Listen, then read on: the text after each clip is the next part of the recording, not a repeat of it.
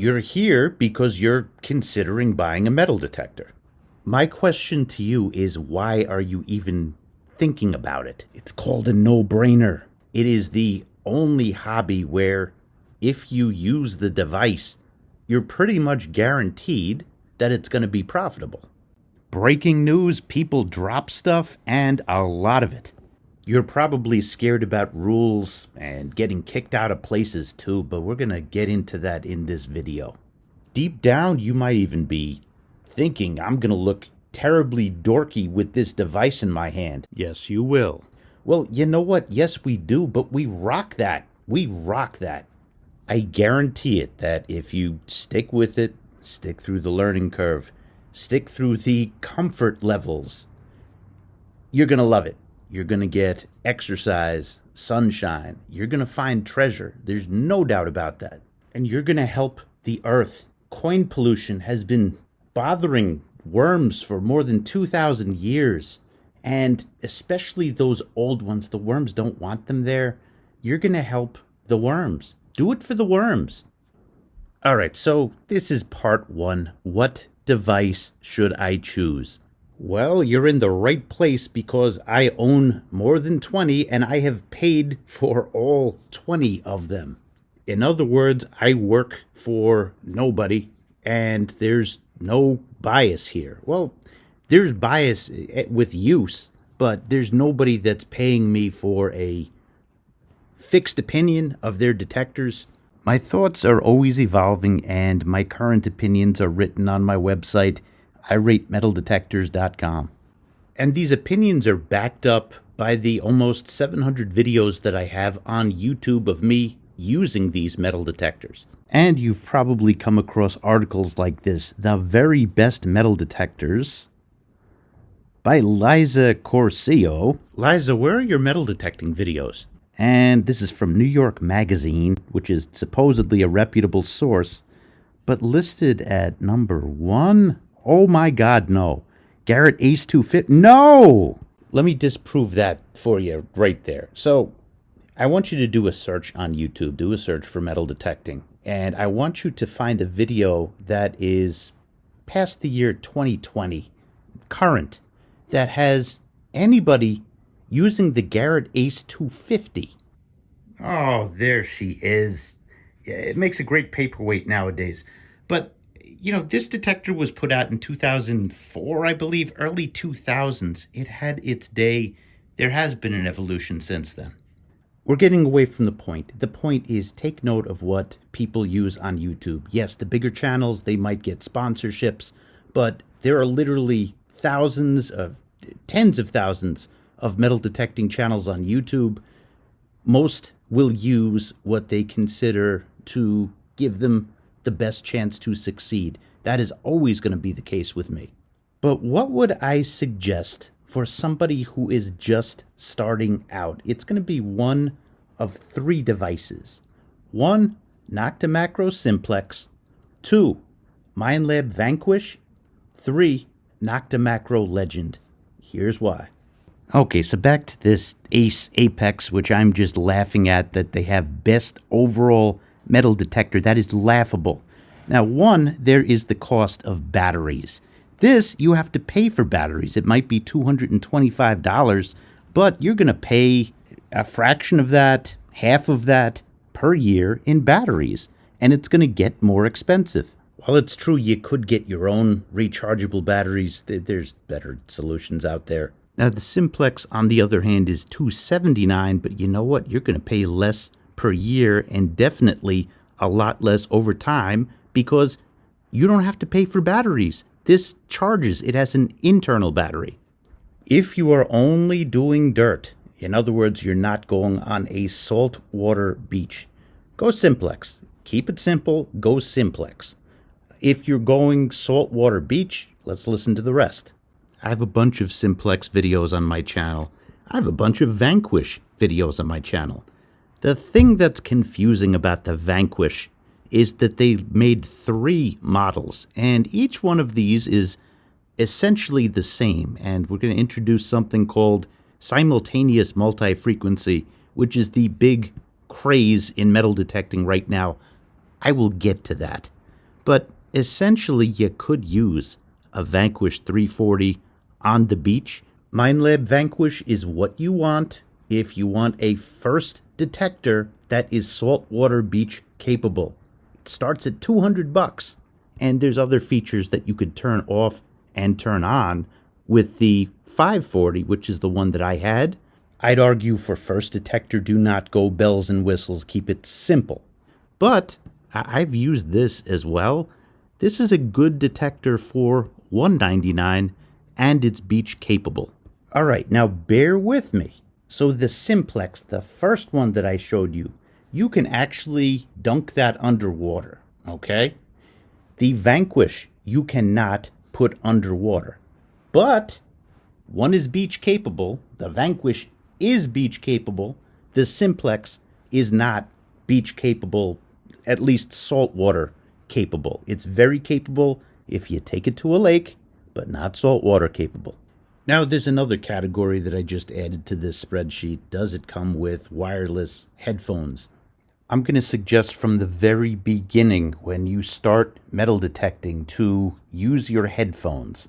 So look at this. The Simplex does come with wireless Bluetooth headphones. The Vanquish, it comes with wired headphones. If you notice on my spreadsheet, I listed the Vanquish 440. That's because the bottom of the line model, you don't get headphones. Then again, you could just take any wired headphones and plug it into the back. Well, geez, that is probably making the Simplex look a lot better for you, but what's the big deal about the Vanquish models? Well, it's simultaneous multi-frequency. Let's talk about that. Here's what Minelab has to say about simultaneous multi-frequency. Not all things are created equal. You know that. New technology, new experiences, new frontiers. And now, you get to master them all. Metal detectors used to work on a single frequency, so you could typically find only a limited range of metals at one time. Small coins, fine jewelry, gold. If you imagine a flashlight that lit up only one color, that's what you'd have. Then, we got better, and switchable multi-frequency detectors came about. You could find different types of treasure, but you needed to know in advance what you were looking for. So we'd have to manually switch our flashlight to different colors before we could find our treasure. Good if you were psychic, but not so handy for the rest of us. But now, we have Minelab's revolutionary multi-IQ technology. Simultaneous multi-frequency detectors that can find any metal in any soil, any time. Our imaginary multi-IQ flashlight now lets us see the entire range of color, every type of metal at one time. That's Minelab's multi-IQ technology. No more digging around in the dark. You've just shone a light on the future. Affordable, effective, ingenious. Multi-IQ. All metals, all soils, all the time. So I mentioned before, you want to look at what metal detectors are being used on YouTube, TikTok, whatever. Guarantee you the majority of what you will see is Minelab Equinox. That is the metal detector that broke metal detecting. Yes, I have it, and I got it pretty early, and yes, I felt the difference right away with it. There's no questioning that. But what I do question heavily is price versus utility. Well, you now have the Equinox 700 and 900, which is the updated versions of the 600 and the 800. Now listen, you're getting advice from a metal detecting hoarder here, okay? But my hoarding has a function. It makes my videos more interesting when I can compare detectors and speak on their differences. So it helps me, helps my site, helps my YouTube channel. Now's a good time to go bargain hunting.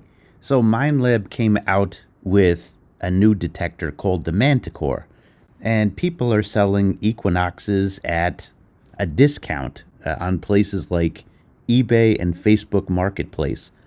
If you could get an Equinox $500 price range or an 800 Minelab Equinox 800 $600, to me that's a no-brainer. But again, I'm kind of pointing this video at brand new users. First detector, that might be out of range for you, but I'm telling you, this is a spectacular detector. Okay, so let's go back to the spreadsheet. I just had to throw these in there. It might not be a fit if you're brand new and you're thinking, all right, I don't want to spend $500 or $600. These are just the detectors that broke Metal Detecting, and everybody is trying to copy off of. But anyway, let's go through this. Internal rechargeable battery, yes for both. SMF, simultaneous multi-frequency, yes for both. Saltwater beach capable, very. Now, can you dunk it underwater? Now, they're billed as a yes, but there were leaking issues. So it's no for these. You can't dunk these underwater. Comes with headphones. You're going to get used if you're going to do this. No and yes. No on the 600, yes on the 800. Okay, this is important. I want you to notice something about my suggestions. Everything is post-Equinox, post-January 2018. Minelab Monte Core. Recovery speed looks crazy. The new detectors are exceptionally fast, and this helps with target separation. Now, I opened up eBay, I opened up Facebook Marketplace, and you sure can get a detector there. There's no question about that. My suggestion would be to get a detector post 2018 because of this recovery speed. All right, let's rewind this a little bit. But what would I suggest for somebody who is just starting out? It's going to be one of three devices. One, Nokta Macro Simplex. We covered that already. Two, Minelab Vanquish. Covered it. Three, Nokta Macro Legend. Ah, the Legend. The second modern detector that broke metal detecting. So I took this detector through the many trashy parks of New York City, and it took me hundreds of signals to finally stump it. In other words, find a signal that the Equinox got that the Legend could not. I could comfortably say that it will match any detector out there. That is, unless if you want to shell out $1,600 for maybe another inch or two of depth and more sophisticated tools to help you inference. Okay, listen, you pay a lot of money for a little bit of extra utility in metal detecting. The Legend has all of the boxes covered. Let me show you in my spreadsheet. All right, so here's my suggestion. Nokta Legend Metal Detector, $4.99. Now keep in mind, this one does not come with headphones. My one and only complaint about this is the headphones. If you notice, there's a little switch that is right here. You bring it to the beach, it gets filled with sand. And with that, it gets stuck in the on or off position. I would have recommended a button that pushes it on, pushes it off.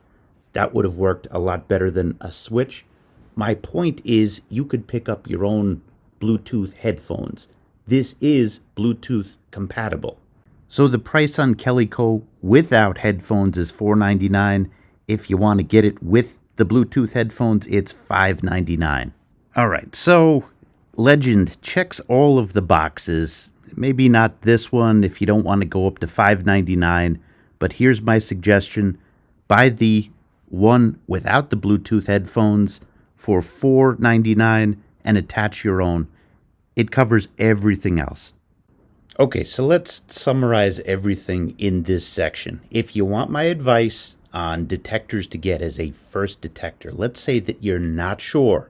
You are not sure that you're going to stay with detecting. You want to give it a try. I would go Nokta Simplex. Now, let's say that you are by a beach and you want to try detecting on the beach. I would try Minelab Vanquish, one of the models of Minelab Vanquish. You'll do well if you get the starting one at $199. Keep it simple. Just get the starting one for the Minelab Vanquish. And, I mean, you could look into the differences. I think they confuse a lot of people with the 3. You'll do fine with the starting one. If you are a part of the school of thought that you know for a fact you're going to stay with detecting, you know for a fact, and you don't want to buy a new detector after getting an entry-level detector, then you're going to go Legend. Or you look at eBay, or you look at Facebook Marketplace, and you find something that was made after 2018. I'll finish this section by saying that if you use your metal detector, you're going to pay for that initial investment time and time again. There have been years that I've gotten more than $1,000 in change just from digging up modern coins. The historic ones you hold on to and you treasure. You build your treasure box one coin, one item at a time. Just a few weeks ago, I found a gold chain that was valued at $1,700. It made my $1,600 Deus 2 pay for itself. All right, part 1 was the longest part, but this gets us to part 2. What else do you need other than a metal detector to start metal detecting? All right, so this is what I would consider to be my starter kit, okay? Now, you got a digging tool, which lets you create neat plugs so that you don't get kicked out of the park. Can you use just a regular shovel? Of course you can. Now, this pinpointer, this is another metal detector that will help you understand where targets are once you dig a hole. I'll show you that in a second. A pouch, basically, your pockets are going to get really muddy and your significant other is going to get mad at you when you bring home, dirt in your pockets. So keep the significant other happy and, get one of these to store your finds. Fanny pouches are too stereotypical. Don't go there. Don't go there. Get a regular pouch. You're also going to need a beach scoop. So just saying, the scoop that you just saw, that is my own creation. It's called the Honey Badger Scoop. The link is in the video description. We will have 25 more for sale in the coming weeks, so stay tuned. Basically, you're going to get a target. When it repeats, you're going to hit pinpoint.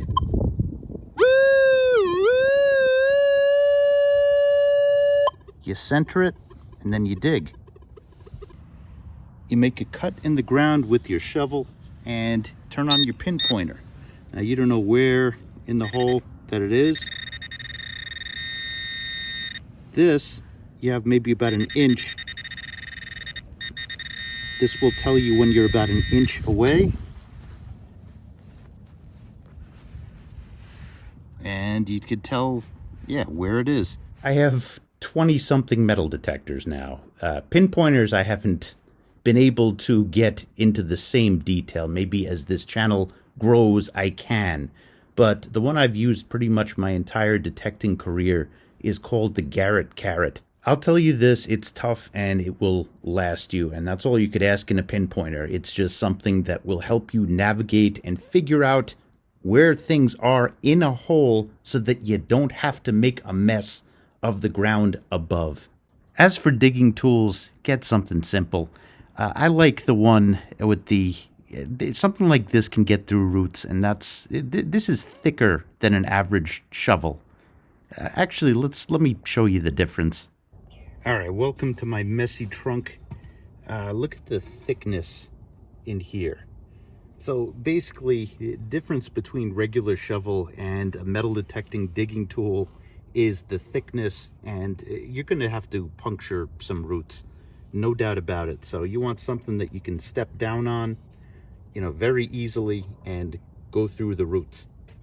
And if you compare this to an average shovel, there's a difference in thickness. This is a super big shovel. There's also rules about how big shovels can be on some permits. Okay, this is the New York City permit, and look at number 6. Applicants shall use only hand tools that can be used one-handed for metal detecting. Hand tools shall be limited to 4 inches wide and 12 inches long. They're talking about the blade of the shovel. I've had the permit for years. I have never been pulled over and asked about shovel size and had my blade of my shovel measured. They've never done that. Could it happen? I suppose, but it's just never happened to me. And that leads us to the next section, which is ethics and regulations. I'm going to follow the spirit of TikTok on this one. Keep it very simple. Dig where you're allowed to dig. Most good permits will tell you exactly where you are allowed to dig. 2, carry your permit with you. And if anybody asks, show them your permit. 3, leave the dirt in as good condition as you found it. It can be difficult, especially in areas where there is added dirt or fill dirt, because it's not clumped together. New York is full of that. But make sure that you not only put the plug back, but that you leave the ground flat. The biggest threat is that somebody can fall and get injured, and that makes all metal detectors look bad. I'm going to close this section by saying that nothing has grown me socially more than metal detecting. Now, if you could feel comfortable in a space with a metal detector in your hand, which, let's face it, it is not normal behavior, okay? Not many people do it, but I've learned to smile at people. It's up to you if you want to turn it into conversations or not. But you know what? You belong there. As long as the permit allows you, you belong there, and be a good ambassador. Make people feel welcome, they'll make you feel welcome. It's important to remember that and be considerate, and you should be fine. It took me a few years to feel fully comfortable doing this, and you should know that too. It's going to be an adjustment, but it is a very worthwhile thing to grow with. And this brings us to our final section, learning metal detecting techniques. Well, guess what? You're in the right place. This is what this channel is all about. Okay, so I'm going to link to 4 videos in the corner right over here. And these are the next steps. 2 of them, one of them is the beach tutorial. One of them is going to be how to find great places to metal detect. That's a good start. I got 2 others I'm going to put on my video about the Simplex and also my video about the Vanquish. So hopefully this helped, and I thank you very much for watching.